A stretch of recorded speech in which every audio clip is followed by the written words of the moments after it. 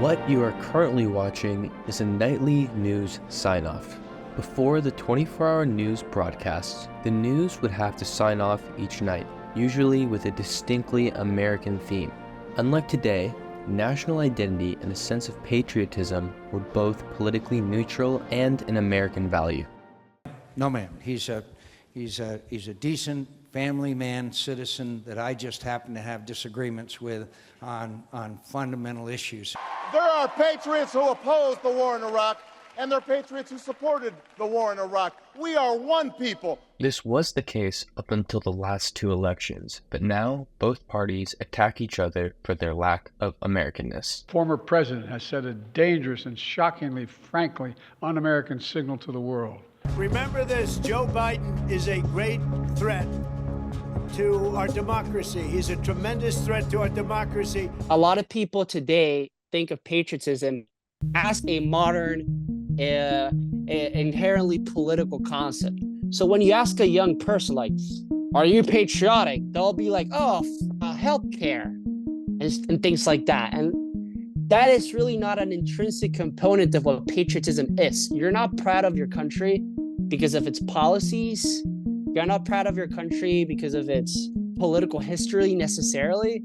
You love your country because it's your country and because you believe that it's a place worth living in and it has some traditions worth conserving, others that are not, and you want it to become better because you love it. Because of this change in rhetoric and weaponization of patriotism by both political parties, there's little shared sense of national identity and national patriotism amongst all Americans. This can be most seen in Gen Z.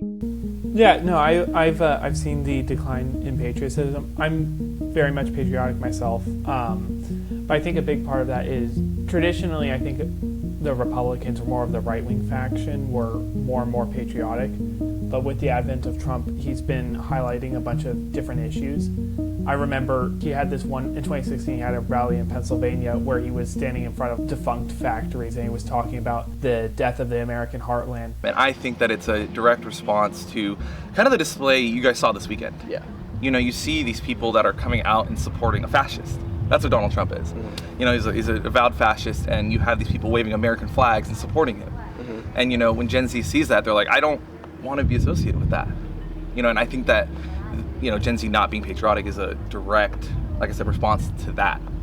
Our generation is a lot more internet connected and more aware of current events and stuff like that. So it's a lot harder when you know more in depth of what like your country's doing. We have more freedom than other countries, and it just makes me like grateful to be here and to be able to, you know, work and go to school and go to college and try to like live that American dream that my parents wanted me to have. It makes me more grateful, but it doesn't make me more patriotic. Overall, amongst all Americans, American pride is at an all-time low. But 18 to 34-year-olds are the least proud to be American in any age group. And this could have major implications on how they identify with their country going forward. In the past two elections, presidential candidates have used their American pride as a selling point. But without a distinct sense of national identity, this rhetoric might not work on the younger generation. When a candidate says that they're patriotic, I kind of feel like they have to say that because they're running to be president of the United States. And if you don't care about the United States and you don't feel proud of it, then why would you run to be the president?